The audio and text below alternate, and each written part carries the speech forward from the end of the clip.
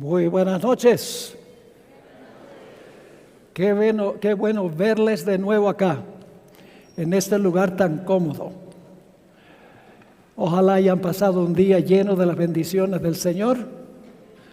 Esta noche tenemos un estudio muy importante, los 8 pasos de la salvación. Pero antes hay 4 preguntas que quiero contestar antes de comenzar el estudio de esta noche. La primera pregunta es una que surge muy a menudo. Dice así: ¿cómo tener a Dios en mi corazón y poder serle fiel para siempre? Bueno, la respuesta es sencilla, pero el problema es que muchas veces no implementamos en forma práctica la fórmula para poder vivir una vida feliz, una vida de obediencia. En primer lugar, es vital estudiar diariamente la palabra de Dios, llenar nuestra mente de la palabra de Dios y al mismo tiempo impedir leer y ver cosas que contaminen nuestra mente. Es decir, vaciar la mente de lo que es malo y llenar la mente con la palabra de Dios. El segundo ingrediente es la oración. Una vida consecuente de oración. No solamente la oración que hacemos cuando vamos a comer, pero una oración intensa, personal, con el Señor Jesucristo. Y en tercer lugar, la testificación. Es decir, compartir con otros la experiencia que nosotros tenemos con Cristo Jesús. Testificar en cuanto a lo que Jesús ha hecho por nosotros.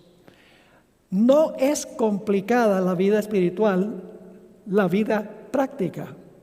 Lo difícil es diariamente practicar estas disciplinas de estudiar la palabra, orar a Jesús como un amigo y en tercer lugar contarle a otros cuán maravilloso es el Jesús a quien nosotros conocemos.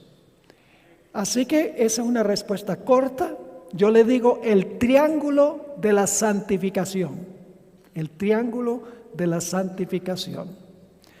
La segunda pregunta es esta: ¿podemos adelantar o atrasar la venida de Jesús?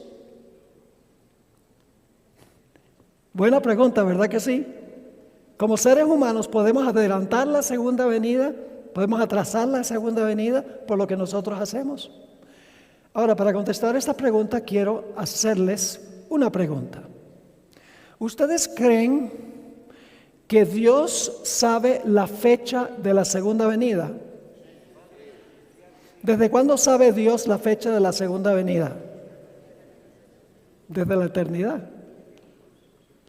Marcos 13:32 dice, Jesús dijo, que en cuanto al día y la hora, nadie sabe. Ni los ángeles, ni siquiera el Hijo, sino solamente ¿quién? El Padre. Entonces yo pregunto, ¿Dios tiene una fecha en su calendario para la segunda venida? Él tiene una fecha. Pero ahora yo les pregunto, si Dios hubiera sabido que nosotros íbamos a estar listos para la segunda venida antes de esa fecha, ¿hubiera colocado Dios esa fecha? ¿Sí o no? Claro. Dios puso la fecha de acuerdo cuando Él sabía que nosotros íbamos a estar listos. Se demora en el sentido de que si nosotros hubiéramos hecho lo que debemos hacer, Él hubiera puesto una fecha anterior. Él no demora, nosotros demoramos la segunda venida. Porque Dios no conoce una demora. Ustedes pueden leer en 2 Pedro 3. Nos dice que Dios no demora, sino que es paciente, porque no quiere que nadie que nadie se pierda. Así que para nosotros hay demora. Para Dios no, porque Dios tiene una fecha. Él conoce el fin desde el principio y puso la fecha de acuerdo a cuando Él sabía que su iglesia iba a estar lista. Si la iglesia hubiera estado lista antes, hubiera colocado esa fecha. Número 3. Pablo dice que hay 2 pactos. Gálatas 4. ¿Cuál es la diferencia entre los dos o son lo mismo? Solo hay un pacto a través de toda la historia. El pacto comenzó, según Zacarías 6, comenzó cuando el Padre y el Hijo formaron el pacto de paz. Y básicamente eso significa que el Padre y el Hijo se pusieron de acuerdo y elaboraron un plan en caso de que el hombre pecara. Y Jesús le dijo al Padre, si el hombre peca, todavía el hombre no había sido creado, pero Dios planifica todo de antemano. Si el hombre llega a pecar, Jesús dijo, yo voy a ir a la tierra, me voy a encarnar, voy a vivir una vida perfecta que se le exige a los seres humanos, voy a cargar los pecados de ellos para salvarlos del pecado y restaurarlos a donde estaba la raza humana al comienzo. Ese fue el pacto entre el Padre y el Hijo de salvar al hombre. Ahora, ese pacto estuvo oculto, según 1 de Pedro 18 al 20, oculto de los siglos pasados, antes del pecado. El plan estaba hecho, pero fue revelado por primera vez en Génesis 3:15, cuando se prometió que la simiente de la mujer, Cristo, iba a aplastar la cabeza de Satanás y que Satanás iba a poder herir el calcañar de Jesús, que se refiere a la crucifixión de Jesús. Ahora, el pacto que Dios le dio a Abraham, el pacto que Dios le dio a Israel, el pacto que Dios le dio a los apóstoles, el pacto que Dios tiene hoy en día es el mismo pacto, es el pacto del plan de la salvación. Pero ahora déjenme explicarles algo. Hay un antiguo pacto y hay un nuevo pacto. ¿Por qué se le llama al primer pacto el antiguo pacto? Es muy sencillo. Porque todo lo del antiguo pacto eran ceremonias que apuntaban hacia la venida de Jesús. Es decir, la gente en el Antiguo Testamento era salva por la fe en lo que iba a hacer Jesús. Mientras que el nuevo pacto es cuando Jesús ya cumplió todas esas ceremonias y ahora nosotros no miramos hacia adelante por fe a la salvación en Cristo, sino porque Cristo ya hizo todo lo que se revelaba en el santuario. Nosotros miramos hacia atrás por fe a lo que hizo Jesús para la salvación. La gente del Antiguo Testamento se salvaba de la misma forma como la gente del Nuevo Testamento. Lo único es que en el Antiguo Testamento se salvaban a base de la promesa de la venida del Mesías, mientras que nosotros hoy creemos en el Cristo que ya vino para la salvación, pero Cristo es el Salvador para todos los seres humanos en todas las dispensaciones. Así que el antiguo pacto es el de ceremonias. Por ejemplo, Israel sacrificaba un cordero. Cuando ellos sacrificaban el cordero, ¿qué debían estar pensando? Que ese cordero representaba ¿qué? El Mesías venidero. La sangre de ese cordero no quitaba el pecado, porque la sangre de animales no puede quitar el pecado. Pero si ellos tenían fe y veían a Cristo en ese sacrificio, Dios aceptaba la fe de ellos en el sacrificio futuro de Cristo, porque su enfoque no era el cordero, sino era que era Jesús. ¿Me están entendiendo o no? Y cuando Cristo vino, ya Él es el cordero. Anoche estudiamos, ¿qué representa el maná? La palabra de Dios. ¿Y quién es la palabra de Dios? Jesús. Hablamos de la roca. ¿Qué representa la roca? A Cristo. Cuando Israel vio a Moisés levantar la vara, golpear la roca y el salir el agua de la roca, ellos debían haber entendido que la vara del juicio de Dios iba a caer sobre Jesús en nuestro lugar. Y como resultado, Él iba a poder derramar el Espíritu Santo que es representado por el agua. ¿Están entendiendo la relación entre el antiguo y el nuevo? No es que el viejo, bueno, ese viejo ya no sirve. No, el viejo era importante porque apuntaba hacia adelante, pero cuando Cristo vino, el viejo pacto ya pasa. Ya no hay que sacrificar corderos, ya no hay que celebrar la Pascua. Pero lo que quería enseñar la Pascua todavía perdura el día de hoy. La cuarta pregunta es si el Espíritu Santo es una persona. La respuesta es sí. Hay 3 personas en la deidad. La fórmula bautismal lo dice, que debemos bautizar en el nombre del Padre, del Hijo y del Espíritu Santo. Cuando Jesús se bautizó había 3. Una voz habló del cielo, el Espíritu Santo descendió como paloma y Jesús se bautizó. El Espíritu Santo ama, el Espíritu Santo redarguye, el Espíritu Santo oye, al Espíritu Santo se le puede mentir. La historia de Ananías y Zafira son todas características de una persona. Usted no le puede mentir a una fuerza activa, se le miente a una persona. Así que el Espíritu Santo es la tercera persona de la deidad. Y la gente dice, bueno, pastor, entonces si son 3, son 3 dioses. No. Son 3 personas, un solo Dios. Y usted dice, pero eso es ridículo. Porque 1 más 1 más 1 no es igual 1. Lo que pasa es que no entendemos bien. En la Biblia, cuando dice que Dios es uno, no significa que es una sola persona, sino son 3 personas y son uno en el sentido de unidad. Son 3 personas perfectamente unidas y todas son Dios. Les doy un ejemplo. Yo pregunto, hay una pareja aquí que son esposo y esposa. Ahí tenemos esposo y esposa. Pónganse de pie un momentico. ¿Cuántos son ellos? ¿Cuántos son ellos? ¿Cuántos? Lo siento en el alma. Jesús dijo que Dios los creó varón y hembra y ya no son 2 sino 1. 2 personas pero 1, porque están unidas en matrimonio. Los constructores de la Torre de Babel, Dios dijo, el pueblo es 1, pero había mucha gente construyendo la torre. Jesús oró, haz de los discípulos 1, como tú y yo somos 1.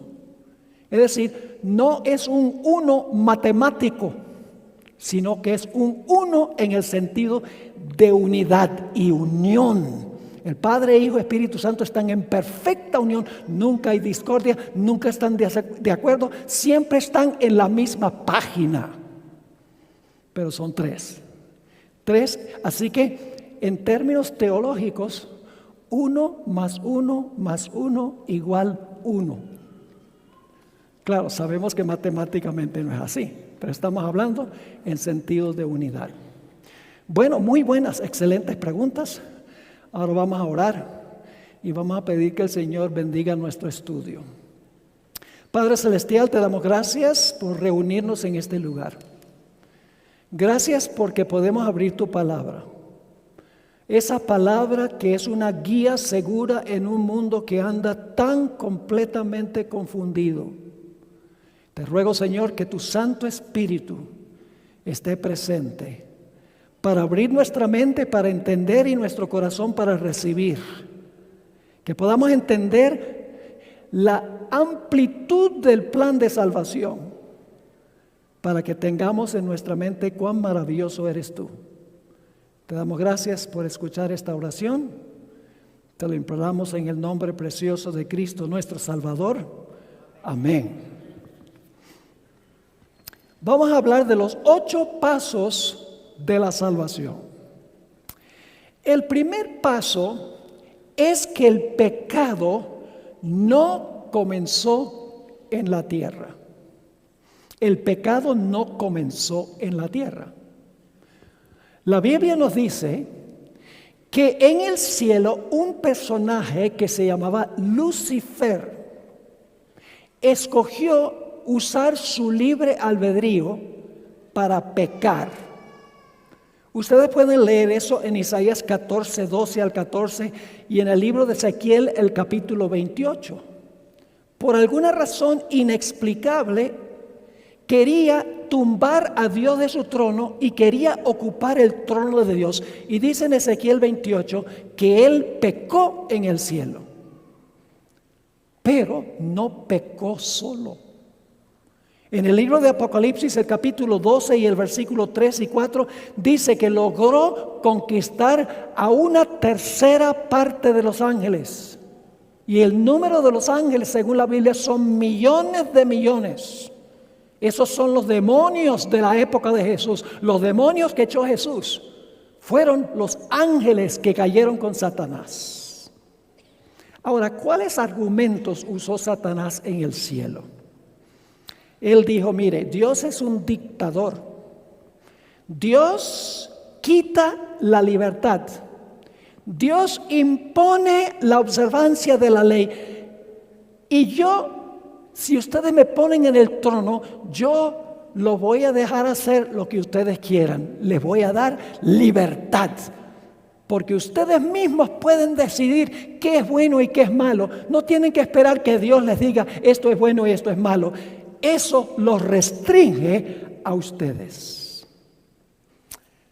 Ahora, el problema del pecado entonces es universal.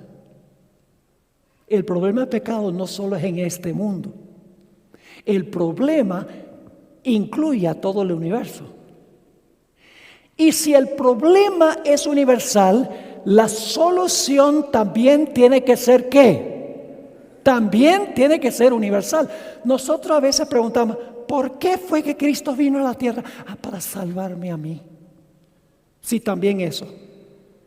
Pero la razón por la cual Jesús vino y por la cual ministra es mucho más amplio. El propósito del plan de salvación no es solamente salvar a los seres humanos, sino para vindicar a Dios ante todo el universo, para contestar las acusaciones de Satanás contra Dios, para demostrar que Dios tiene razón y Satanás es un demonio y mentiroso. Así que el primer punto es que el problema del pecado es universal y por lo tanto la solución tiene que incluir a todo el universo. Ahora, relacionado con esto, en el primer punto, es que la Biblia nos dice que Dios creó un mundo perfecto en 7 días literales de 24 horas cada uno. Colocó a Adán y Eva, personas reales, en ese huerto literal y les dio libre albedrío, pero también puso un árbol en el huerto para que ellos pudieran usar su libre albedrío para obedecer a Dios o para escoger otro camino. Y como todos sabemos, Adán y Eva escogieron ejercer su libre albedrío escuchando la voz de la serpiente. Pero el problema no terminó allí, porque cuando el pecado infectó a Adán y Eva, infectó también a todos sus descendientes. Se esparció por todo el mundo, porque dicen Romanos, todos han pecado y están destituidos de la gloria de Dios. No hay justo ni aún uno.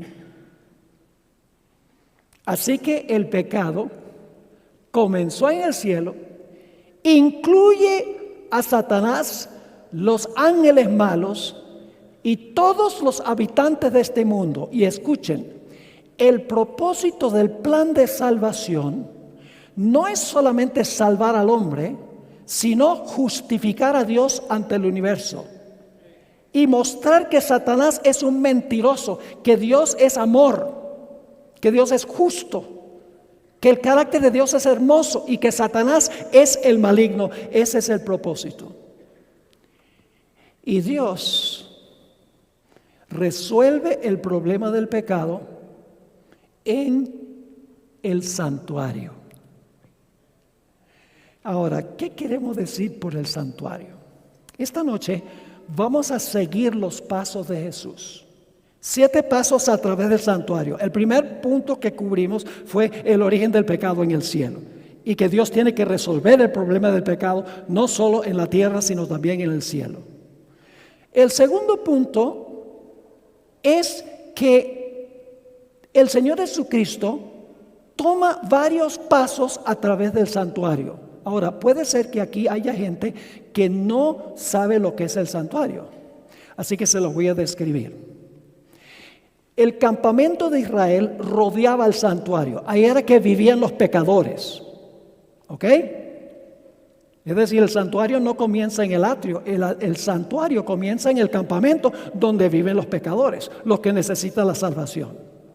Luego hay un edificio que tiene un patio o un atrio. Entra uno por la puerta del atrio y ahí está un altar a donde se sacrificaban y se colocaban los animales. Luego se mueve uno más hacia la carpa, del patio a la carpa, y ahí encuentra uno un lavacro. Porque el sacerdote cuando sacrificaba el animal se manchaba de sangre y necesitaba lavarse antes de entrar a la carpa. Después del lavacro se encontraba un apartamento que se conoce como el lugar santo. Y luego, cuando uno avanza más hacia adentro, está el lugar santísimo del santuario. Y luego lo interesante es que Jesús está tomando todos estos pasos en orden. Empieza en el campamento, luego al altar, luego va al atrio, al lavacro, luego su obra en el lugar santo, luego va y desempeña la obra en el lugar santísimo, y entonces luego regresa al atrio, a donde se encuentra un macho cabrío llamado Azazel, y le coloca todos los pecados que entraron al santuario a través del arrepentimiento y la confesión del pecado y la fe en Jesús. Todos esos los coloca sobre la cabeza del macho cabrío Azazel.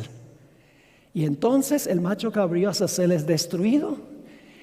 Y entonces el Señor Jesucristo habita nuevamente en el campamento con todos sus seres creados que se salvaron. Ahora vamos a estudiar, vamos a desmenuzar todos estos pasos de Jesús en el santuario. En primer lugar, vamos a notar que el santuario comienza en el campamento, a donde vivían los israelitas. Dicho sea de paso, tenemos que entender que el santuario terrenal era una copia del santuario en el cielo. ¿Ok? El santuario en la tierra, Dios lo dio para que pudiéramos entender la obra de Cristo en la tierra y la obra de Cristo en el cielo. Ahora, el primer paso es lo que ocurre en el campamento, donde viven los pecadores. ¿Cuál fue el primer paso de Jesús en el plan de la salvación? Tal vez esto sorprenda a muchos, porque generalmente comenzamos hablando de la cruz, que Jesús comenzó su obra en la cruz, pero no fue así. El primer paso fue que Jesús vino a esta tierra a habitar con nosotros en nuestro campamento. Antes de su muerte, Jesús vivió aquí 33 años. ¿Por qué no fue sacrificado Jesús mucho antes de eso? ¿Por qué Jesús vivió en nuestro campamento con nosotros por 30 y algo de años antes de ir a la cruz? Vamos a leer algunos versículos de la Biblia y voy a avanzar rápido porque hay mucho material que cubrir en nuestro tema de esta noche. Este es el tema más difícil de presentar por el tiempo, porque hay demasiado material para que podamos entenderlo. En Éxodo 25:8, ustedes pueden anotar esto. Dicho sea de paso, si ustedes quieren, tener copias de todos estos sermones que estoy predicando aquí, me dan su correo electrónico y yo se los mando. Son más de 100 páginas, son como 120 páginas de material. Sermones bien escritos, no solamente bosquejos, sermones completos. Y así ustedes pueden leerlos, estudiarlos, para ver si es así o no. Pues yo no tengo ningún problema en decirles que cuando yo predico, ustedes deben ir a la Biblia para ver si lo que yo les estoy diciendo es la verdad. El apóstol Pablo dice, bueno, los bereanos, esos eran buena gente, porque cuando yo predicaba, ellos miraban a ver si lo que yo estaba diciendo era verdad. Pues si el apóstol Pablo estaba bien con eso, yo también. Así que me anotan su correo electrónico en papelito. Yo cuando regrese, no crean que va a llegar el lunes, porque se demora la secretaria en procesar todo, pero sí les llegará todos los sermones, con todos los versículos, todas las citas, para que ustedes puedan estudiarlos con más calma. Éxodo 25:8 dice, ¿por qué se construyó el santuario? Dice aquí, y harán un santuario para mí, dice Dios. ¿Con qué propósito? Y habitaré en medio de ellos. ¿Cuál fue el propósito de construir el santuario? Para que Dios pudiera, ¿qué? Habitar entre el pueblo. Noten Juan 1 y el versículo 14. Juan 1 y el versículo 14. Está hablando de la encarnación de Jesús. Y dice, y aquel verbo fue hecho, ¿qué? Carne. Y luego, ¿qué palabra se usa? ¿Y qué? Y habitó entre nosotros. Y vimos su gloria. Gloria como del unigénito del Padre, lleno de gracia y de verdad. Jesús vino y ¿qué hizo? Habitó entre nosotros, en nuestro campamento, podríamos decir. Noten Mateo 1 y el versículo 23. Mateo 1, 23, versículo muy bien conocido, generalmente se lee en época de Navidad. Dice, he aquí una virgen concebirá y dará a luz un hijo y llamará su nombre Emmanuel, que traducido es Dios con nosotros. ¿Dónde comienza el santuario? Cuando Jesús se encarna para habitar entre nosotros. Y usted dice, bueno, ¿qué significa eso? Les voy a explicar. ¿Cuál fue el primer resultado del pecado cuando Adán y Eva pecaron? ¿Saben cuál fue el primer resultado?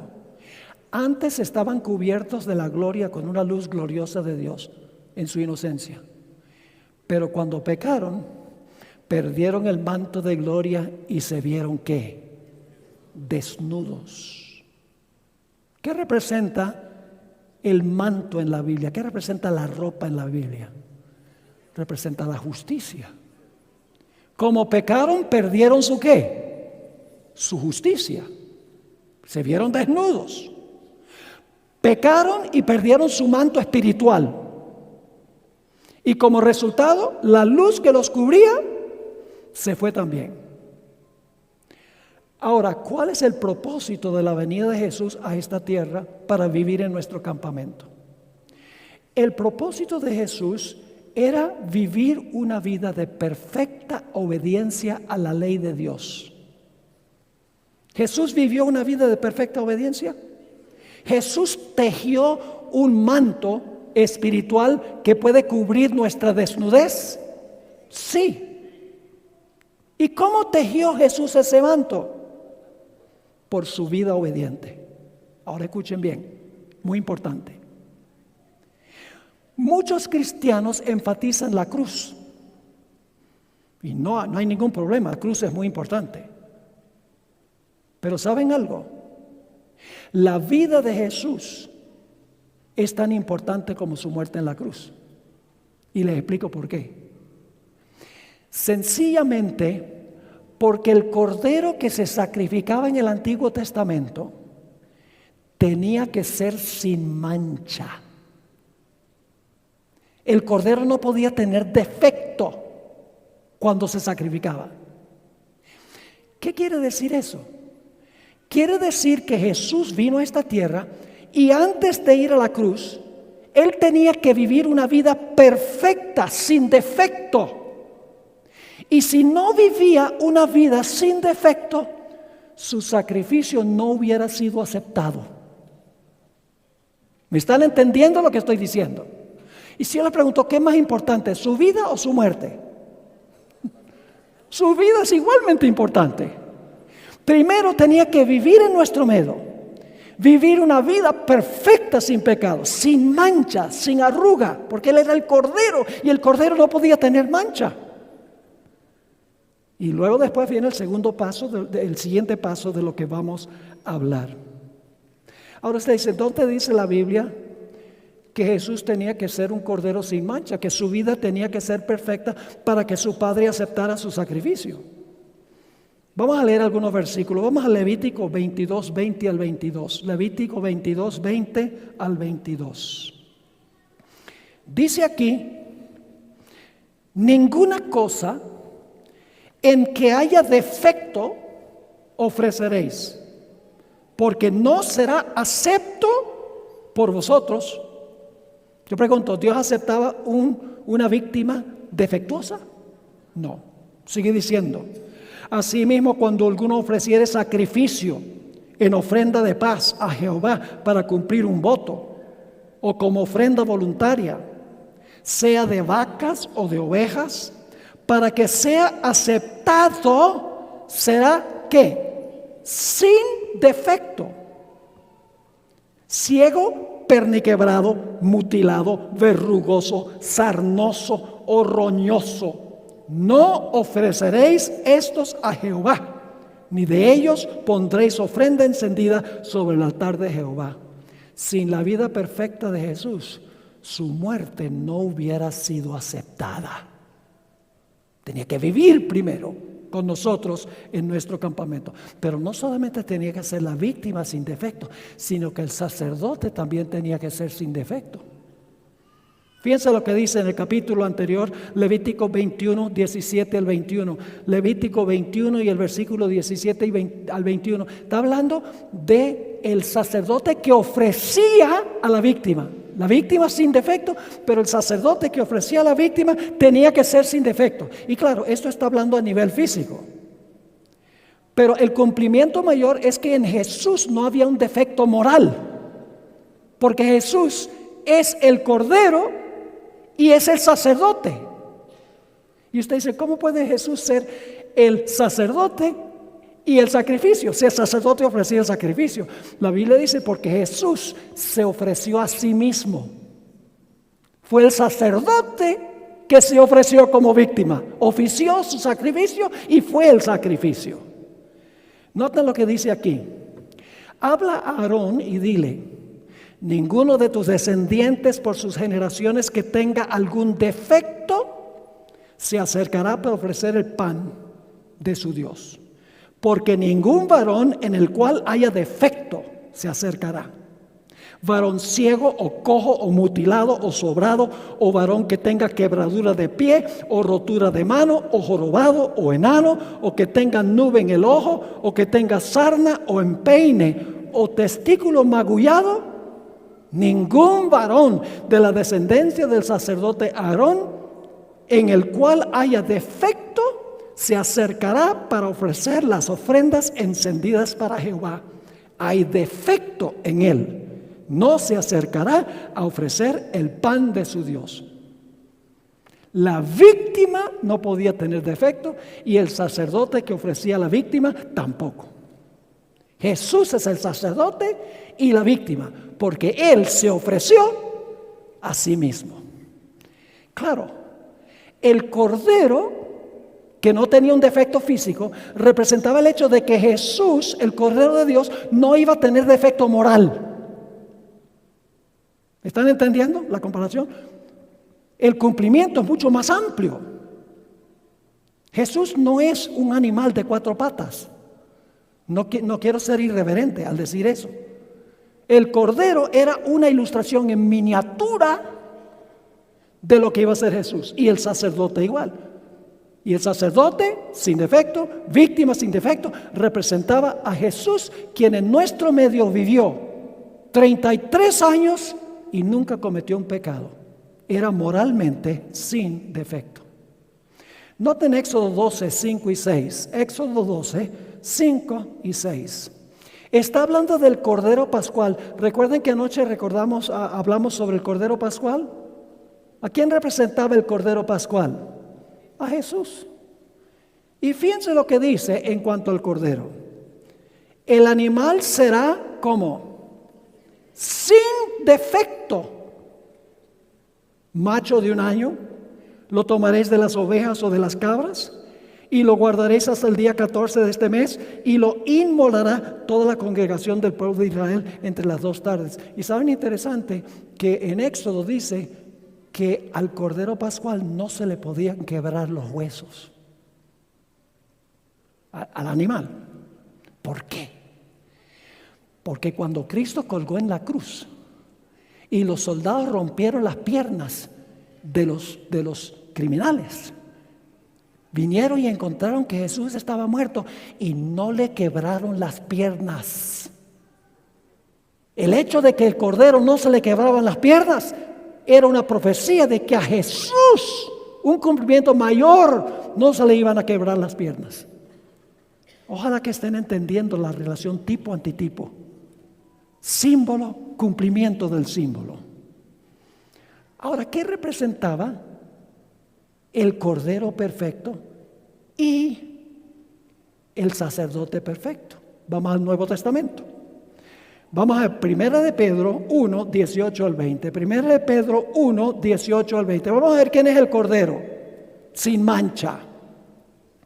Dice allí en 1 de Pedro 1, 18 al 20, sabiendo que fuisteis rescatados de vuestra vana manera de vivir, la cual recibiste de vuestros padres, no con cosas corruptibles como oro o plata. No fuimos redimidos con oro o plata, sino con ¿qué? Con la sangre preciosa de Cristo, como de un ¿qué? Cordero sin mancha y sin contaminación. ¿Qué representaba el Cordero que no tenía mancha? A Jesús, que no tenía mancha ni contaminación, moralmente hablando, no tenía pecado. Y dice, ya destinado desde antes de la fundación del mundo. ¿Cuándo se hizo el plan? ¿Cuándo se hizo el pacto? Antes de la fundación del mundo. Pero manifestado en los postreros tiempos por amor de vosotros. Ahora, ¿qué representaba el sacerdote? Ya vimos que la víctima no podía tener defecto. Vamos a ver qué representa el sacerdote según el Nuevo Testamento. Hebreos el capítulo 4 y el versículo 14 y 15. Hebreos 4, 14 y 15. Dice aquí el apóstol Pablo, quien yo creo que fue el autor de Hebreos, por tanto teniendo un gran sumo sacerdote. ¿Quién es ese? ¿Quién es ese gran sumo sacerdote? Jesús. Por tanto, teniendo un gran sumo sacerdote que traspasó los cielos, Jesús, el Hijo de Dios, retengamos nuestra profesión. Porque no tenemos un sumo sacerdote que no pueda compadecerse de nuestras debilidades, sino uno que fue ¿qué? Tentado en todo, pero sin pecado. No tenía mancha, porque nunca pecó. Noten también lo que dice Hebreos 7 y el versículo 25, hablando de Jesús. Hebreos el capítulo 7 y el versículo 25. Dice aquí el apóstol Pablo, porque tal sumo sacerdote nos convenía. ¿Qué clase de sumo sacerdote? Santo, inocente, sin mancha, apartado de los pecadores y hecho más sublime que los cielos. Ese es el paso, el primer paso en el santuario. El primer paso en nuestra serie es sobre el origen del pecado. Pero el primer paso de Jesús en el santuario es ¿a dónde? En el campamento. Tenía que vivir la vida que Dios nos exige a nosotros para tejer un manto de justicia que nos pudiera regalar. Pero ahora tenemos que ir al altar del sacrificio. Se va moviendo del campamento, entra por la puerta y va al altar del sacrificio. Jesús no solo tenía que tejer un manto que pudiera cubrir nuestra desnudez. La Biblia dice que la paga del pecado es muerte. Y por lo tanto Jesús no solamente tenía que vivir una vida perfecta, para darnos un manto de justicia, sino que alguien tenía que pagar por todos los pecados.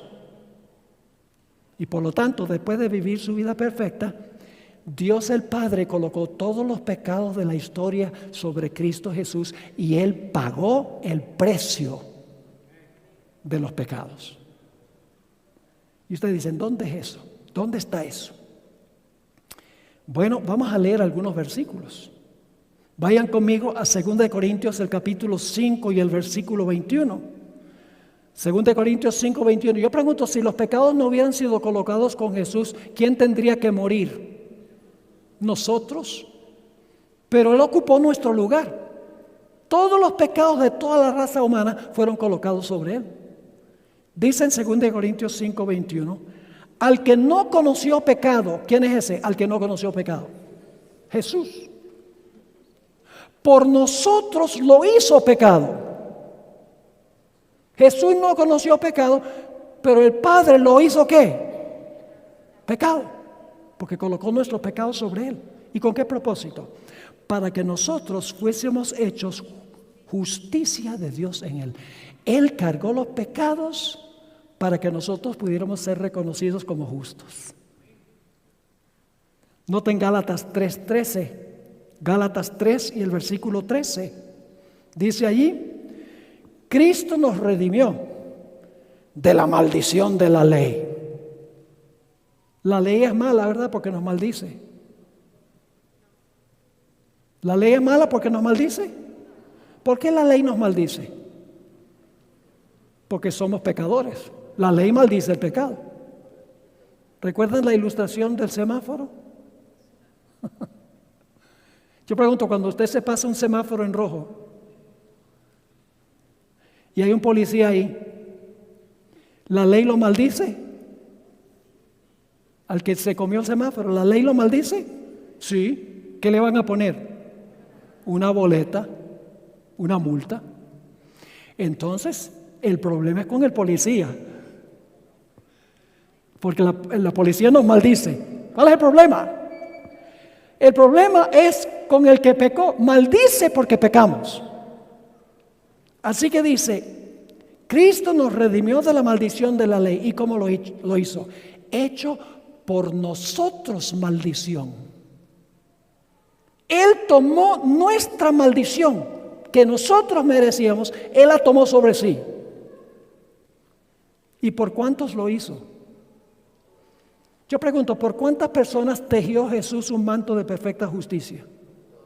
Por todos los seres humanos, exceptuando a nadie. ¿Por cuántas personas cargó Jesús los pecados?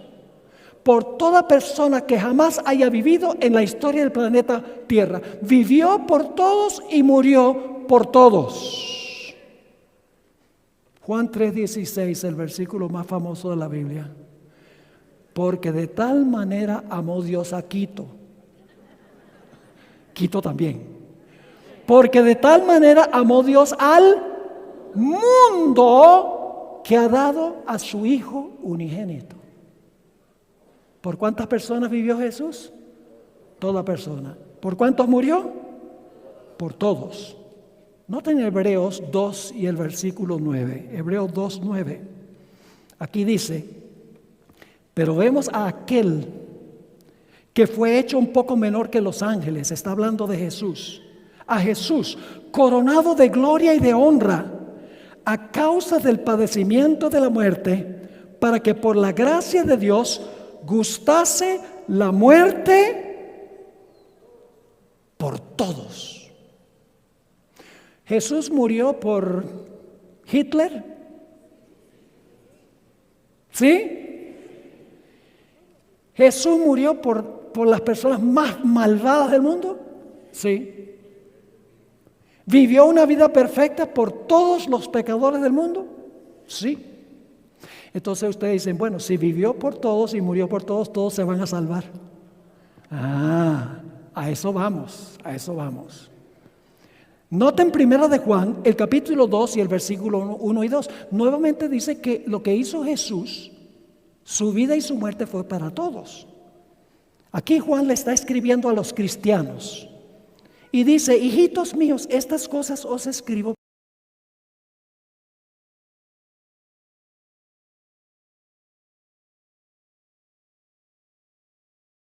Jesús es la propiciación por nuestros pecados, es decir, por los creyentes a quienes le está escribiendo, y no solamente por los nuestros, sino también por los de todo el mundo.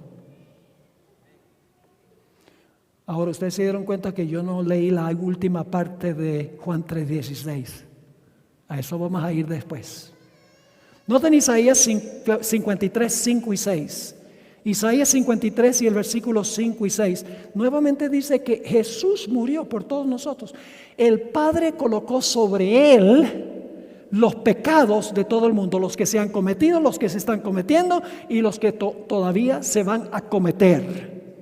Dice allí, mas Él herido fue por nuestras rebeliones, molido por nuestros pecados. El castigo de nuestra paz fue sobre Él, y por su llaga fuimos nosotros curados. Todos nosotros nos extraviamos como ovejas, cada cual se apartó por su camino, y ahora viene la parte clave, mas Jehová, está hablando del Padre, mas Jehová cargó en Él el pecado de todos nosotros. ¿Cuántos pecados colocó el Padre sobre Jesús? Los pecados de todos nosotros.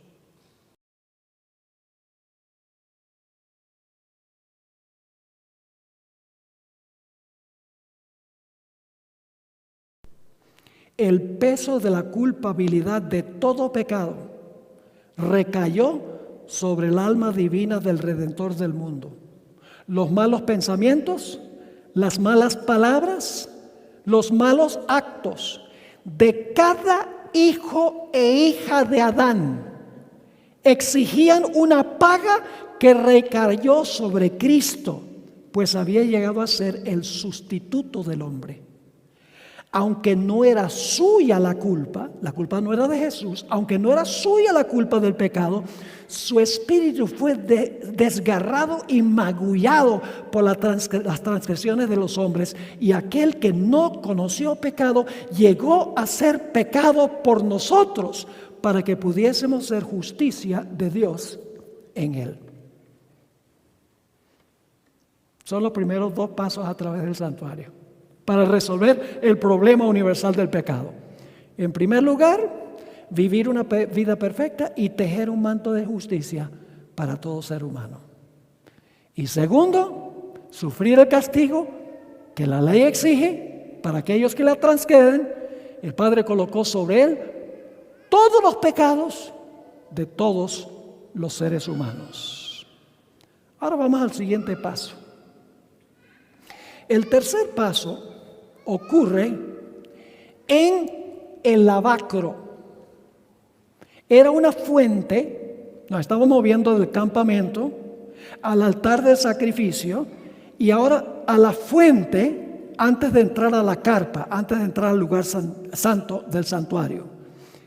¿Qué representaba el lavacro? El lavacro era una fuente que tenía agua. Y el propósito de la fuente era que cuando el sacerdote ofrecía una víctima, se manchaba de sangre y no podía continuar con su siguiente función hasta que se lavara de todo vestigio de la muerte. ¿Me están entendiendo lo que estoy diciendo? Tenía que lavarse de todo vestigio de la muerte, porque la sangre era señal de la muerte. Ahora, fíjense algo interesante. El altar del sacrificio representaba el sacrificio de Cristo. Luego viene la fuente.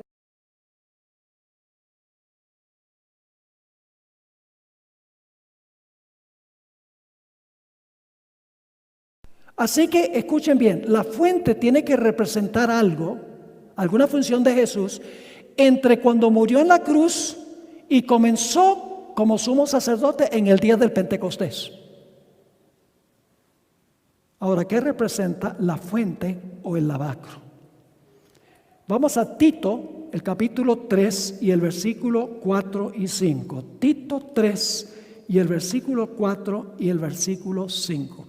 Dicho sea de paso, cuando nosotros recibimos a Cristo como Salvador y nos bautizamos, ¿quedamos nosotros limpios de todo vestigio del pecado y la muerte? Sí, porque resucitamos ¿a qué? A novedad de vida. Porque hemos lavado el recuerdo del pecado. Dice ahí en Tito 3, versículos 4 y 5. Pero cuando se manifestó la bondad de Dios, nuestro Salvador, y su amor para con los hombres, nos salvó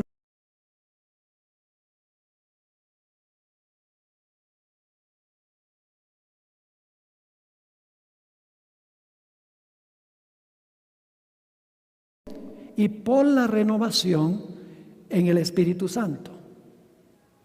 Se usa la palabra regeneración, nos lavó con la regeneración. Ahora, ¿qué significa la palabra regeneración? Viene de dos palabras griegas, palín y genesía. La palabra palín significa otra vez, y genesía significa resucitar o nacer de nuevo. Quiero leerles la definición que da el Diccionario Teológico del Nuevo Testamento. Dice, la palabra palín genesía deriva de palín, que significa de nuevo, y génesis, que significa comenzar. Es decir, la palabra significa comenzar de nuevo. Y luego sigue la definición. Y por lo tanto significa nuevo génesis. Ya sea en el sentido de volver a la existencia, volver de la muerte a la vida, renovación a una existencia más elevada, regeneración. Así que, ¿cuál fue el lavamiento de Jesús en el lavacro? Representa cuando Él vivió de nuevo. Representa su resurrección, cuando dejó la muerte atrás, todo vestigio de muerte, como la sangre en los mantos del sacerdote tenía sangre, señal de muerte. Cuando Jesús resucitó, se despojó completamente de todo vestigio de muerte para nunca morir más. La fuente representaba la resurrección de Cristo Jesús. Vivió otra vez. Ahora vamos a 1 Corintios, el capítulo 15 y el versículo 3 y 4. Ahora quiero preguntarles, mientras ustedes están buscando, ¿qué es más importante? ¿La vida de Jesús en el campamento? ¿Su muerte en el altar? ¿O su resurrección?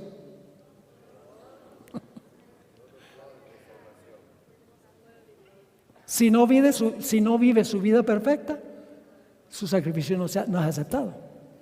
Y Jesús muere y no resucita. Un Salvador muerto no nos puede salvar.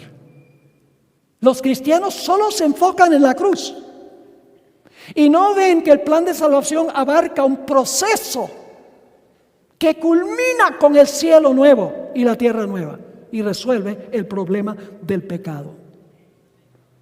1 Corintios 15, vamos a leer el versículo 3 y 4 y luego vamos a leer los versículos 17 y el 19. Porque primeramente os he enseñado lo que asimismo recibí, dice Pablo, que Cristo murió por nuestros pecados conforme a las Escrituras. Y fue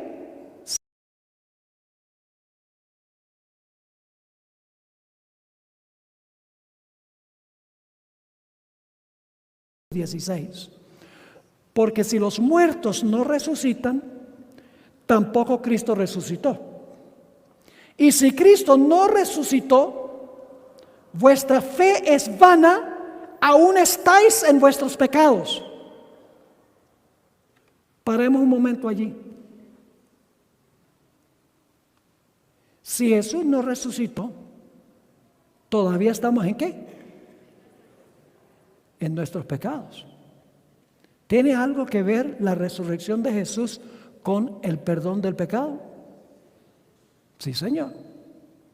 Así que si dice, aún estáis en vuestros pecados, entonces también los que durmieron en Cristo perecieron. Si en esta vida solamente esperamos en Cristo, somos los más dignos de conmiseración y de todos los hombres. Así que si Jesús no vive una vida perfecta, su sacrificio no vale. Y si Jesús no resucita de su sacrificio, todavía estamos en nuestros pecados. Así que empezamos a captar algo interesante. La solución al pecado no solamente radica en la muerte de Jesús, sino también en su ¿qué? En su resurrección. Ahora vamos al siguiente paso. Cristo ha vivido una vida perfecta.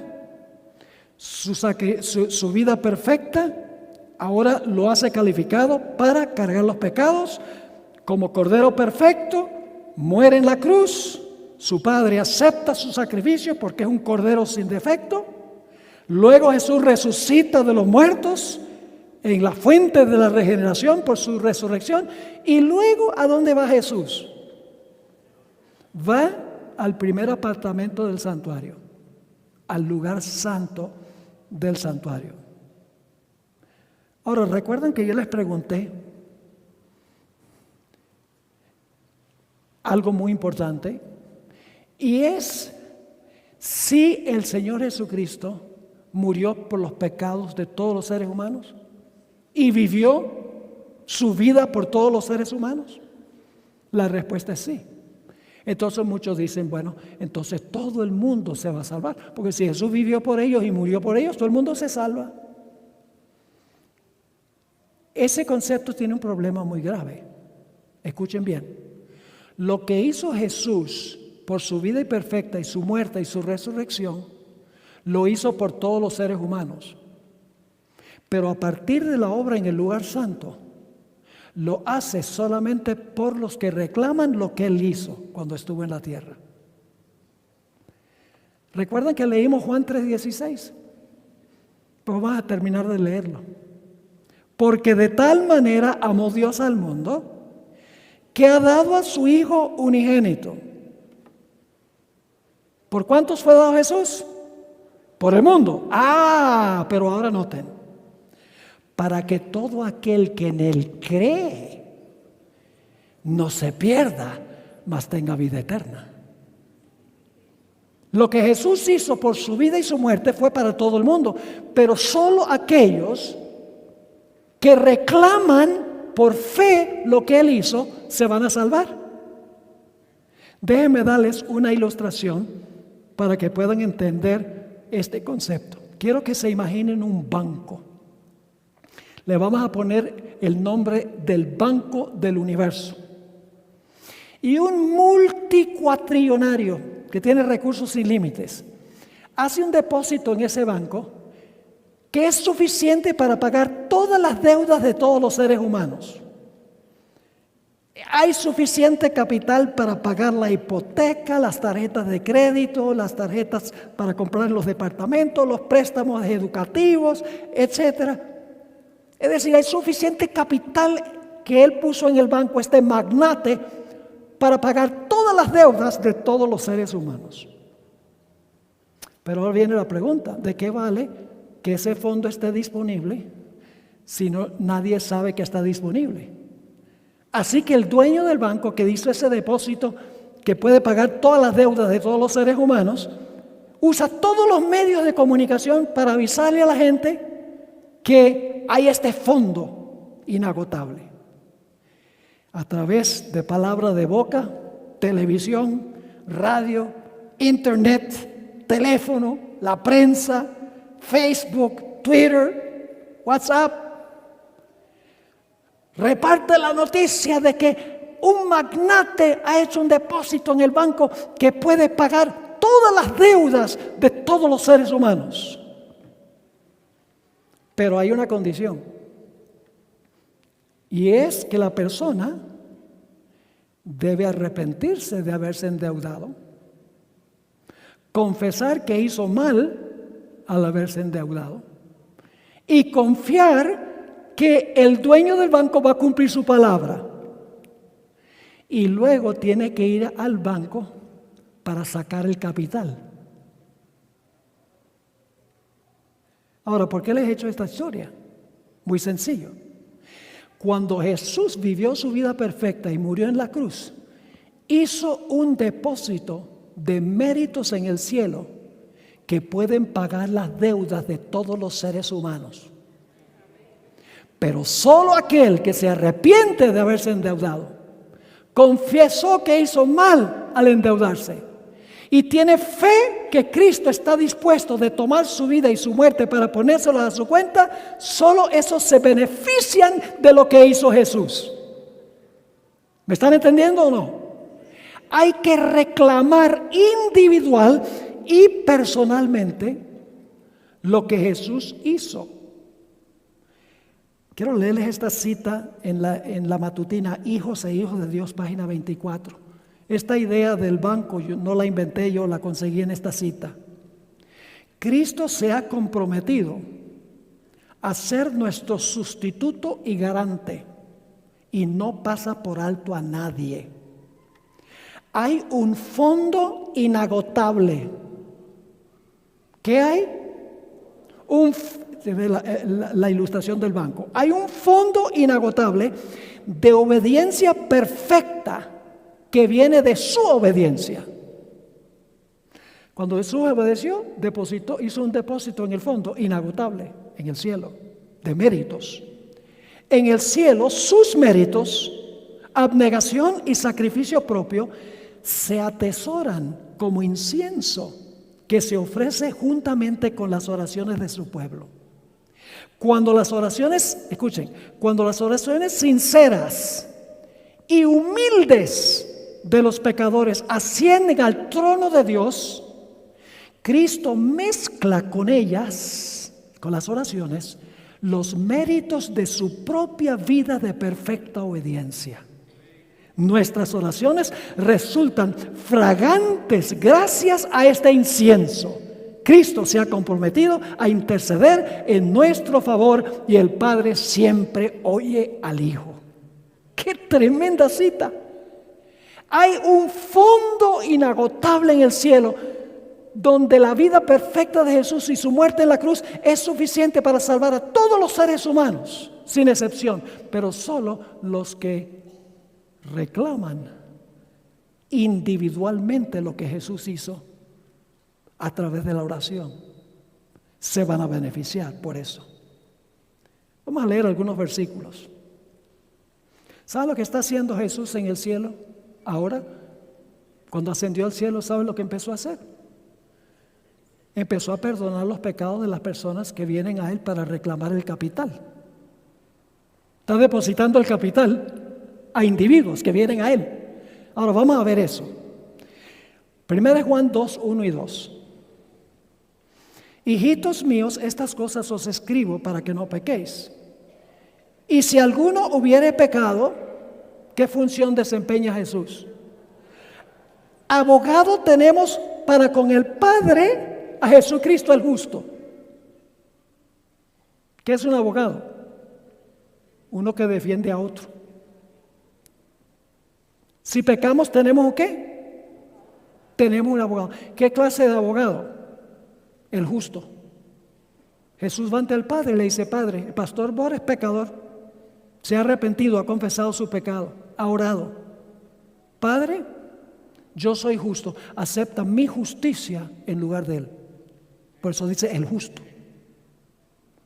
Nota lo que dice Hebreos 7:25. Yo pregunto, ¿Jesús intercede por todo el mundo?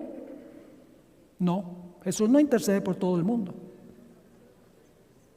Jesús fue al cielo a interceder.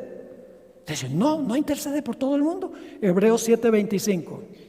Hebreos 7:25 dice: por lo cual puede también salvar perpetuamente. ¿A quiénes salva perpetuamente? A los que por Él, por medio de Jesús, se acercan a Dios. ¿Por quiénes intercede Jesús? Por todos aquellos que se acercan a Dios por medio de Él. Y luego dice, viviendo siempre para interceder. ¿Por qué? Para interceder por ellos.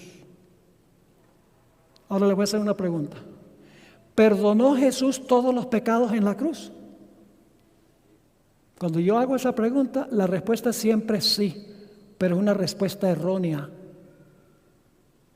Jesús no perdonó los pecados en la cruz. Jesús hizo provisión para perdonar los pecados. ¿Recuerdan la ilustración del banco? Ahora usted dice, ¿qué quiere decir eso, pastor? ¿Que no perdonó los pecados en la cruz? No. Vamos a Hechos 2:38. Esto puede sorprender a muchos. Siempre que yo digo esto y hago esa pregunta, dicen, sí, perdonó todos los pecados en la cruz. No, Señor. Tenía los medios para perdonar por su vida y su muerte. Fíjense lo que dice Hechos 2:38. Es el día del Pentecostés. El apóstol Pedro está predicando un sermón a los judíos. Y fíjense lo que les dice. Les dijo, arrepentíos y bautícese. ¿Qué cosa? ¿Es individual esto, sí o no? ¿Individual? Sí. Arrepentíos y bautícese cada uno de vosotros en el nombre de Jesucristo para perdón de los pecados. ¿Cuál es la condición para recibir perdón? Arrepentirse y bautizarse. Si esa es la condición, no fueron perdonados en la cruz. El que se arrepiente está reclamando la vida y la muerte de Cristo. Hechos 5:31. Hechos 5 y el versículo 31.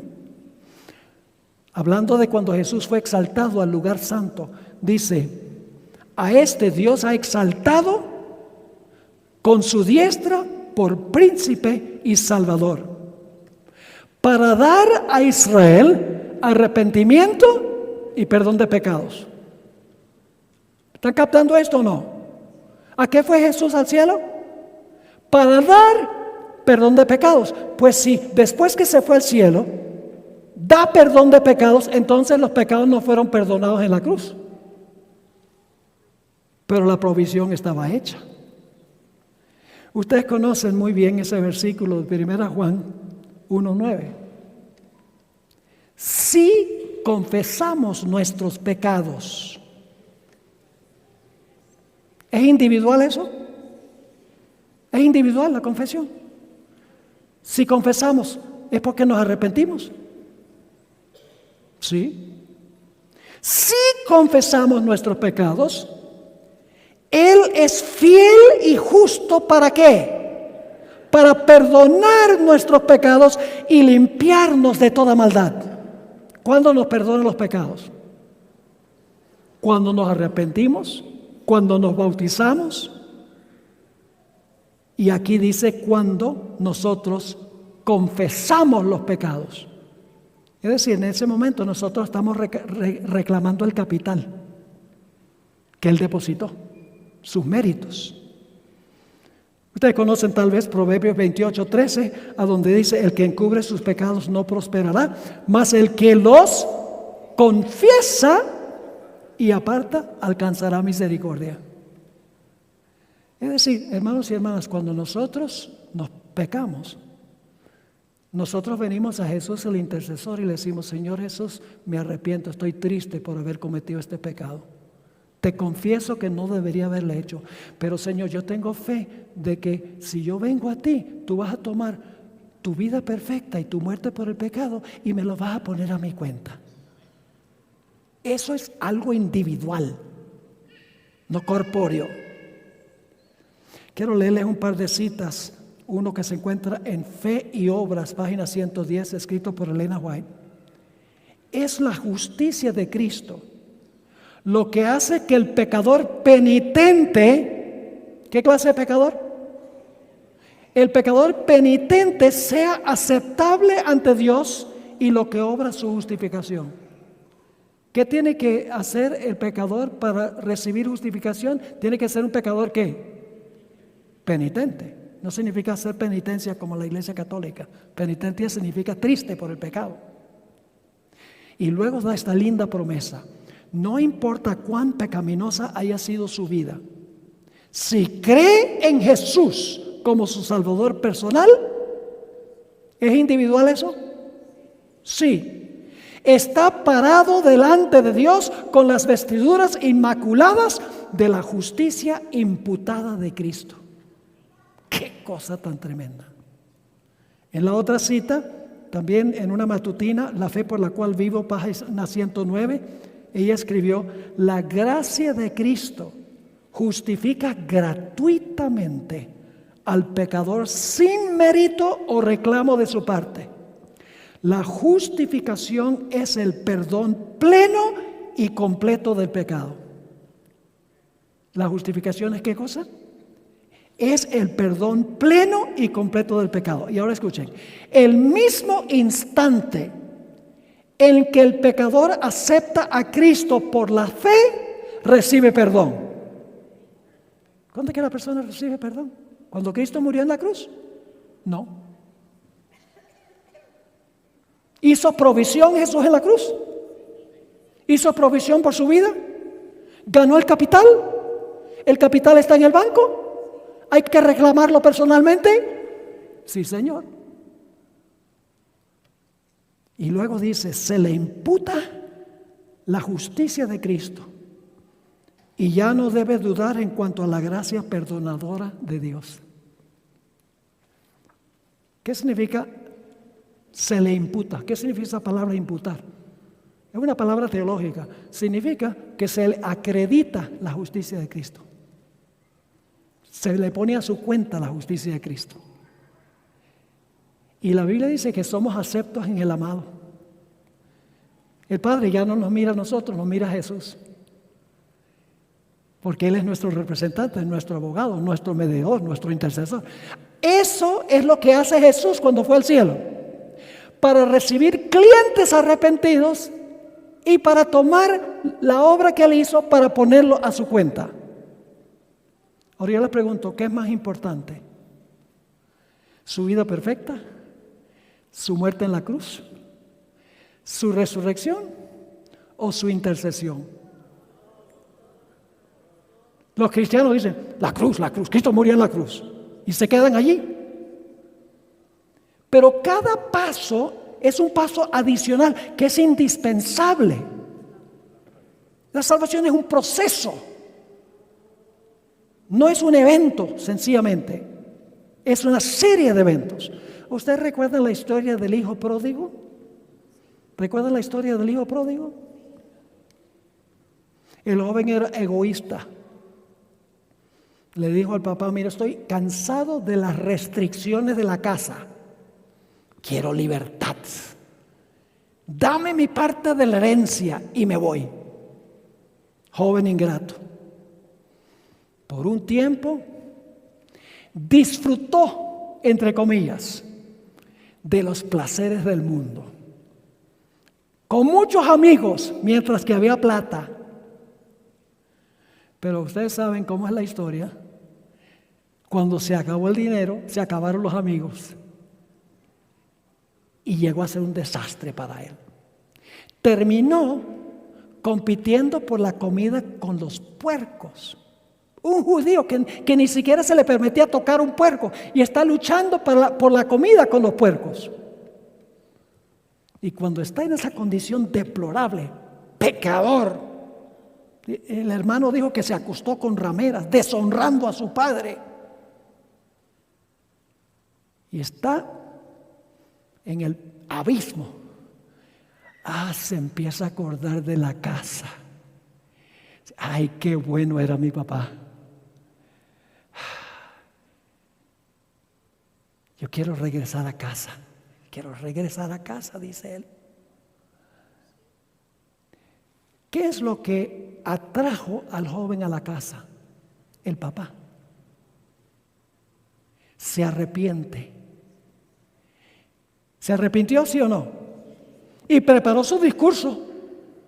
Dice, voy a ir y voy a decir, he pecado contra el cielo y contra ti y no soy digno de ser llamado tu hijo. ¿Es verdad que no era digno? ¿Era verdad que no era digno? Claro que era verdad que no era digno. Y llega a la casa, está lejos. Y el padre todos los días está mirando. Ay, mi hijo, ¿dónde está mi hijo? ¿Saben que la Biblia dice que el amor de Dios nos lleva al arrepentimiento? Es decir, el arrepentimiento no es algo que nos sale a nosotros. El amor de Dios nos lleva a arrepentirnos cuando vemos su bondad y su amor. Y cuando está lejos, el padre está esperando, ahí está mirando. Y el padre se cruza de brazos y dice, vamos a esperar que llegue ese sinvergüenza acá.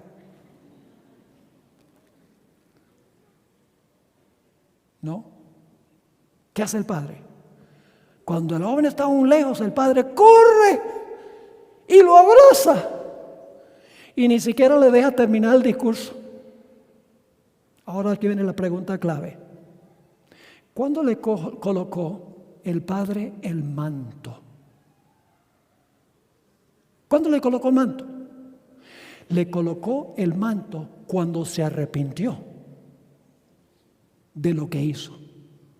El Padre entonces le colocó el manto. ¿Cuándo es que Dios nos coloca el manto de la justicia de Cristo? Cuando regresamos al hogar del Padre, confesamos nuestro pecado, arrepentidos, y entonces el Señor Jesucristo toma su manto de justicia y nos lo pone y nos trata como si nunca hubiésemos pecado. ¿Me están entendiendo? Ahora vamos al siguiente paso. En el lugar santísimo. Nos estamos moviendo del campamento al altar, al lavacro, al lugar santo y ahora al lugar santísimo. En el lugar santísimo se realizaba el juicio. El juicio. Y le voy a explicar por qué. Cuando en Israel los judíos pecaban, traían un animal, colocaban su mano sobre la cabeza del animal y confesaban su pecado sobre la cabeza del cordero, digamos, porque eran otros animales también. Colocaban la mano sobre la cabeza del cordero y confesaban su pecado sobre la cabeza del cordero. Y luego ellos sacrificaban, ellos luego degollaban al cordero. Sus pecados, por colocar la mano sobre la cabeza del animal, su pecado era transferido del pecador a la víctima. Y podían irse a su casa contentos y perdonados, porque su pecado había sido colocado sobre la víctima. Lo mismo sucede con nosotros. Cuando nosotros nos arrepentimos y colocamos nuestros pecados sobre el Señor Jesús, nos podemos ir a nuestras casas saltando de alegría sin ningún sentido de culpa. Pero el servicio no terminaba allí, porque luego la sangre de ese cordero estaba contaminada con el pecado del pecador que había sido transferido a la víctima. Y entonces el sacerdote tomaba de la sangre de la víctima que llevaba el registro del pecado e introducía la sangre en el lugar santísimo, el velo del lugar santísimo del santuario. Y de esa manera el santuario era transferido del pecador a la víctima y de la víctima por medio del sacerdote al santuario. Y como resultado, ¿qué pasaba con el santuario? Se contaminaba, porque la sangre llevaba la contaminación del pecado. Pero una vez al año, en el Yom Kippur, en el día de expiación, se realizaba la purificación del santuario. El sumo sacerdote entraba al lugar santísimo y todos los pecados que habían entrado al santuario, porque la persona había orado, se había arrepentido, había confesado sus pecados, había manifestado fe en Cristo, esos pecados estaban en el santuario, el pecador estaba libre porque había colocado sus pecados en la víctima y la víctima a través del santuario. Una vez al año, el sumo sacerdote entraba para tomar esos pecados y sacarlos del santuario o purificar el santuario. Eso es lo que se hacía en el lugar santísimo del santuario. No era introducir primordialmente el pecado al santuario, sino era purificar el pecado que había entrado, el registro del pecado, sacarlo del santuario. Ahora algunas personas dicen, entonces pastor, usted está diciendo que en el santuario celestial están registrados, que está contaminado el santuario celestial con todos los pecados de los cuales se han arrepentido los pecadores. ¿Cómo puede el pecado estar en un lugar tan santísimo? Siempre dicen eso. Y yo les pregunto, entonces yo les hago una pregunta para contestar esa. Yo pregunto, ¿Jesús era puro, santo y perfecto? ¿Cargó el pecado? ¿Cómo es que alguien tan santo, puro y perfecto puede cargar el pecado? Porque no era de él. El pecado en el santuario contamina el santuario, pero no es el pecado de él. Es el pecado de los pecadores. No le pertenece al santuario. Como el pecado no le pertenecía a Cristo tampoco. Así que una vez al año el santuario se purificaba. ¿Y saben lo que representa eso? Eso representa el juicio. Y muchos cristianos no les gusta esta etapa de la vida de Jesús. Yo quiero preguntarles, ¿quiénes van a ser juzgados? ¿Quiénes son juzgados en el santuario celestial? Todos los que profesaron a Jesús. ¿Por qué razón? Porque son los pecados de los que profesaron a Cristo y metieron los pecados al santuario, que son considerados, que tienen que ser purificados. Ahora fíjense esto. Todas las personas que confiesan a Cristo son verdaderos creyentes. Yo le pregunto, ¿todos los cristianos que reclaman a Cristo son verdaderos creyentes? No. Yo les pregunto, ¿en la iglesia hay trigo y cizaña? ¿Y la cizaña está en la iglesia? ¿Son gente que profesan a Cristo, sí o no? Claro. ¿En la iglesia hay peces buenos y peces malos? Sí, porque los haréis pescadores de hombres. En la iglesia hay vírgenes sabias y vírgenes fatuas. Hay personas que dicen Señor, Señor, y Jesús le dice, yo no los conozco a ustedes. Hay en la iglesia lobos vestidos de oveja. Todos reclamaron a Jesús, pero hay creyentes genuinos y hay creyentes falsos. Y por eso hay que hacer un juicio en el cielo para ver quiénes introdujeron el pecado al santuario, que estaban verdaderamente arrepentidos, tristes por el pecado, confesándolo y manifestando fe en Jesús. Porque hay muchos que lo que hicieron fue derramar lágrimas de cocodrilo. Yo pregunto, una vez que Dios ha perdonado a alguien, ¿le puede revocar el perdón? Sí, Señor. ¿Qué pastor? ¿Dios puede revocar el perdón que dio? Sí, Señor. El propósito del juicio es que Jesús va a separar a los verdaderos creyentes de los falsos. Y cuando termine con todos los casos, Él va a saber quiénes son miembros de su pueblo para entonces llevárselos al cielo. Ahora, ustedes dicen, ¿cómo sabe, pastor, que Dios revoca el perdón? ¿Ustedes recuerdan la historia de los dos deudores que contó Jesús? Había un individuo que debía 10,000 talentos, una suma exorbitante que nunca podía pagar. Y la persona a quien le debía el dinero lo convocó y dijo, ven acá, págame todo lo que me debes. Era una deuda que no podía pagar. Y le dice al acreedor, dice, dame tiempo. Y el acreedor le dice, ¿qué tiempo? Ni en 10,000 años tú me vas a pagar la deuda que tienes. Y entonces empezó, como dicen los colombianos, a berrear, a llorar. Ay, por favor, dame tiempo, porque lo iban a echar a la cárcel. Y cuando el acreedor vio que estaba llorando y por favor, dame tiempo, el acreedor le dice, voy a hacer algo mejor. Perdona la deuda, vete. Gracias. ¿Sí o no? Dice, wow, tremendo. Porque clamé, me perdonó, no tuve que pagar la deuda. Ay, se va saltando de alegría. Y sale por la puerta y se encuentra a alguien que le debía 100 denarios.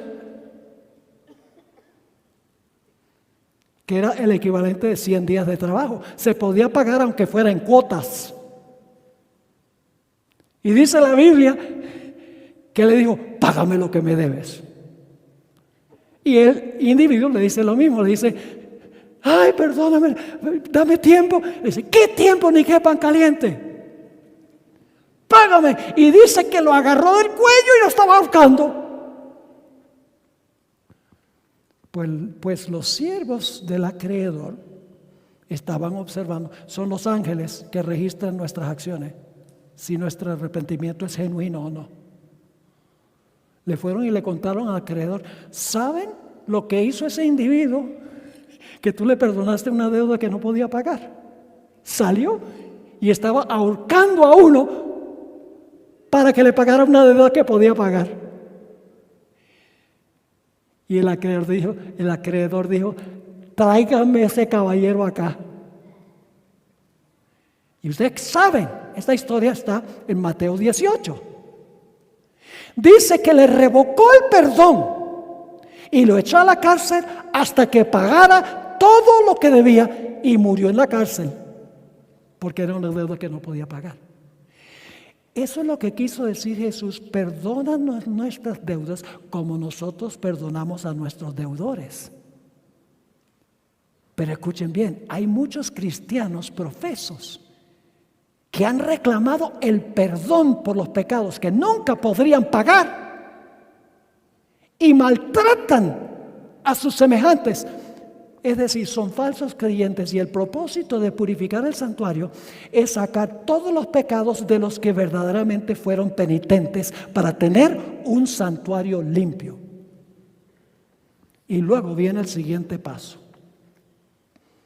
El sumo sacerdote, cuando traía todos los pecados que habían sido confesados, de los cuales se habían arrepentido, de los que tenían fe en Jesús, entonces sacaba y traía todos esos pecados, y en la puerta del santuario, fuera de la carpa, estaba esperando un macho cabrío llamado Azazel.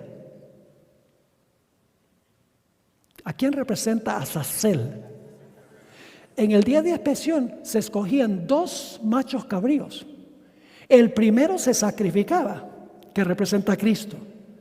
Pero el segundo macho cabrío no se sacrificaba, sino que era desterrado al desierto, donde no había habitantes. Azazel es un símbolo de Satanás. Yo pregunto, ¿quién es el originador del pecado? Satanás. ¿Quién es el perpetuador del pecado? Satanás. ¿Quién es últimamente culpable por el pecado? Satanás. Y todos esos pecados que salen del santuario son colocados sobre la cabeza de Azazel. Y algunos dicen, entonces usted está diciendo que Azazel es el Salvador. No, porque esos pecados ya habían sido perdonados por la sangre. El castigo final debía caer sobre el que originó el pecado, porque él es el culpable del origen del pecado. Y la Biblia nos dice que por 1000 años Satanás va a ser desterrado en un planeta desierto y sin habitantes. Ese es el cumplimiento de lo que dice Levítico 16 del día de expiación. ¿Y qué va a pasar con los que realmente fueron fieles a Dios, cuyos pecados fueron colocados sobre la cabeza de Azazel para sufrir el castigo final? Van a ser llevados ¿a dónde? Al cielo. ¿Por cuánto tiempo? 1000 años. ¿Y luego qué va a pasar después de los 1000 años? Después de los 1000 años van a descender con la nueva Jerusalén. Y la Biblia dice en Apocalipsis que todos los impíos de todas las épocas van a resucitar y van a rodear la ciudad. Y les voy a hacer una larga historia corta. Cuando ellos están organizados para atacar la ciudad, dice que el número de ellos es como la arena del mar, dice en Apocalipsis 20, el versículo 8 y 9. Dios en una visión panorámica por encima de la ciudad va a mostrar toda la historia de la raza humana y va a mostrar cómo los que están fuera de la ciudad pudieron haberse beneficiado con lo que hizo Jesús, pero no se arrepintieron ni confesaron sus pecados ni confiaron en Jesús. Y van a ver toda la historia, cómo Satanás originó el pecado, cómo engañó a la raza humana a través de la historia. Y cuando todos hayan visto eso, todos esos que seguían a Satanás, todos los que están afuera de la ciudad, van a entender finalmente quién originó el pecado.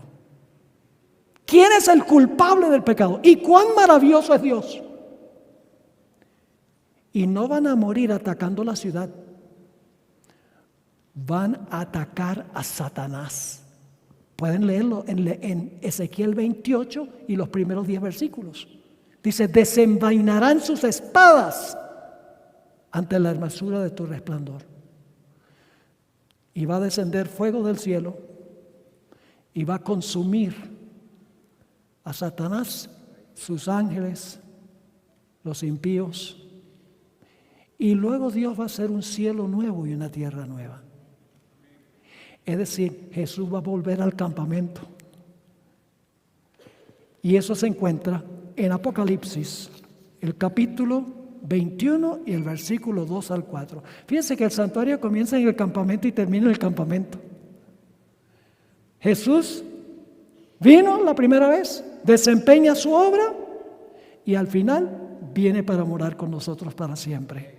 Dice, y yo, Juan, vi la santa ciudad, la nueva Jerusalén, descender del cielo de Dios, dispuesta como una esposa ataviada para su marido. Y oí una gran voz del cielo que decía, he aquí el tabernáculo de Dios con los hombres, y morará con ellos, y ellos serán su pueblo, y Dios mismo estará con ellos como su Dios. Enjugará Dios toda lágrima de los ojos de ellos.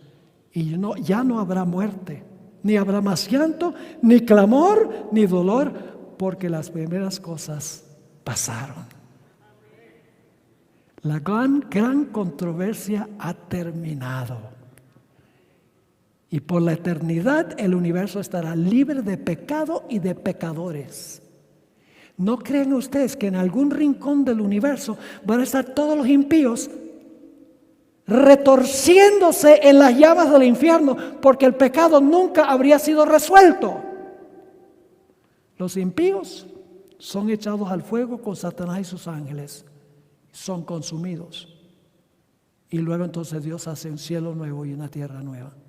Escuchen, Dios lo que más quiere Jesús es que nosotros estemos con Él. Lo que más quiere es que nosotros estemos con Él. Cuando Jesús estaba a punto de irse, según Juan el capítulo 13, tenía reunidos a los discípulos y le dijo a los discípulos, me voy. Eso lo sacudió y Pedro dice, ¿para dónde vas?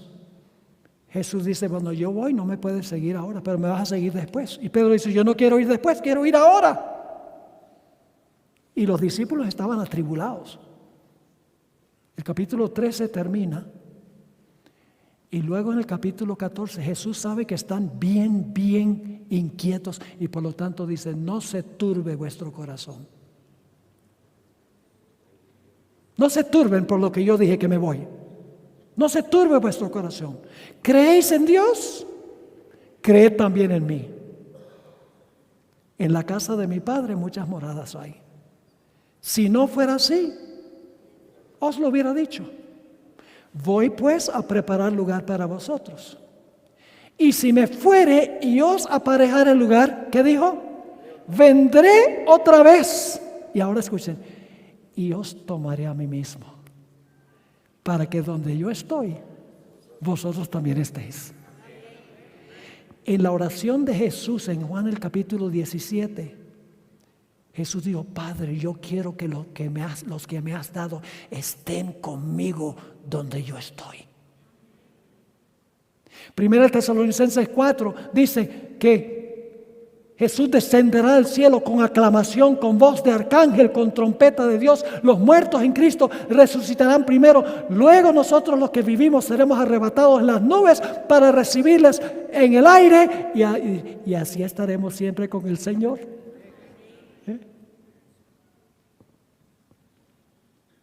¿Y saben algo? La nueva Jerusalén va a tener otro nombre. Último texto.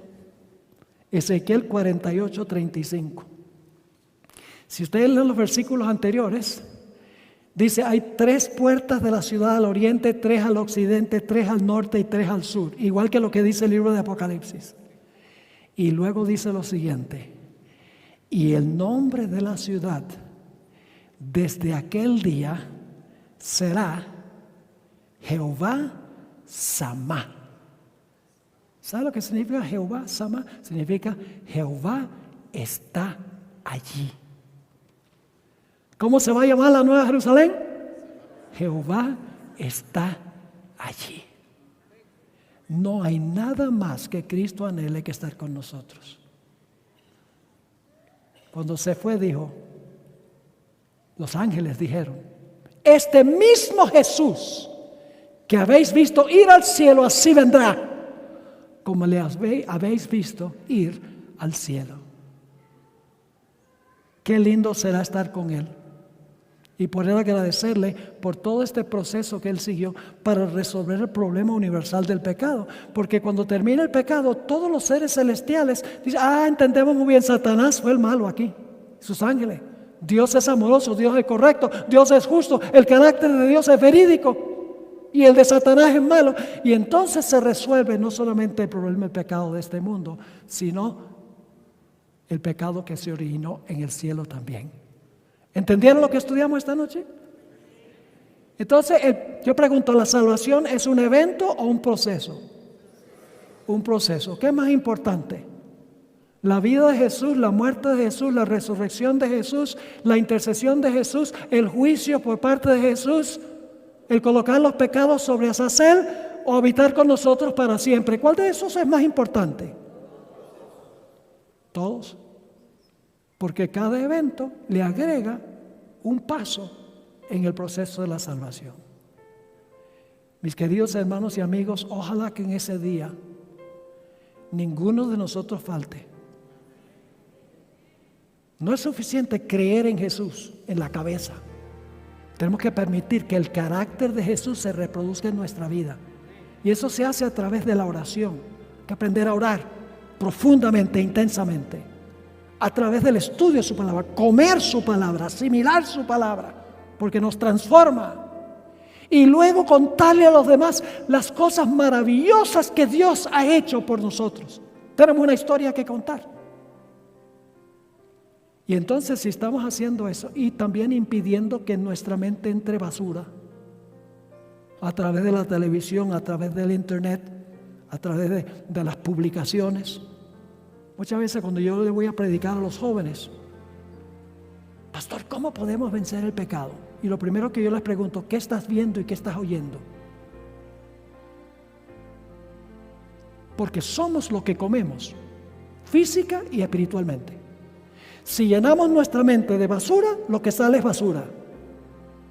Si llenamos nuestra mente de la palabra de Dios y lo que es espiritual, seremos espirituales. Es una ley de la vida. Entonces tenemos que cambiar nuestro estilo de vivir. No es solamente, yo creo en Cristo. No. La evidencia de que creemos en Cristo es la vida que nosotros vivimos. Porque si nosotros decimos que somos de Cristo y vivimos como el diablo, la gente no nos va a creer. Es la vida transformada y cambiada que da testimonio al mundo que Jesús tiene poder. Y hoy en día es común que a veces los jóvenes dicen, bueno, pastor, yo para ir al cine a ver esa película, yo no le veo nada malo.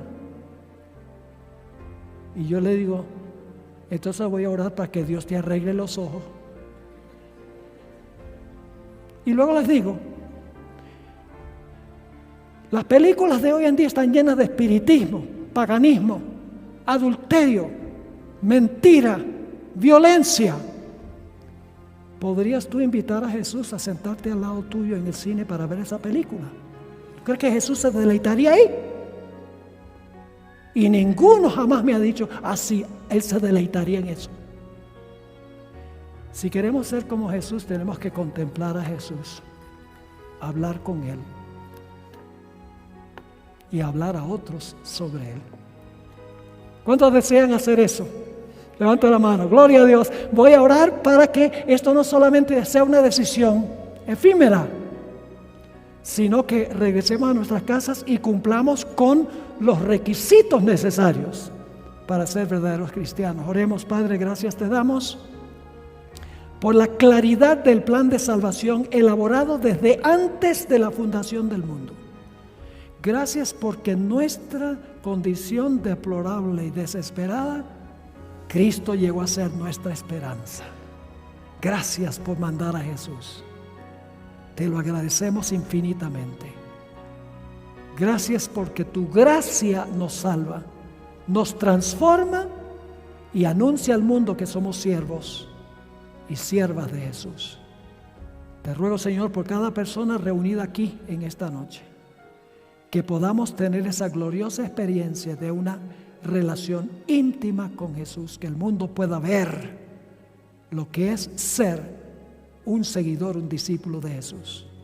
Te lo pedimos en su precioso nombre. Amén.